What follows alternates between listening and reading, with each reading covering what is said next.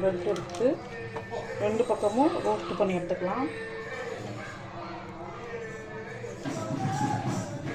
இங்கே பாருங்கள், ப்ரெட்டை வந்து நம்ம டோஸ்ட் பண்ணிட்டோம். ஸ்டவ் ஆஃப் பண்ணிட்டேன்.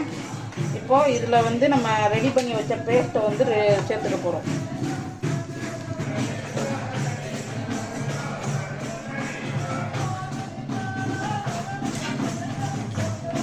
ரெடி பண்ணி வச்ச பேஸ்ட்டை வந்து இதில் அப்ளை பண்ணிக்கலாம்.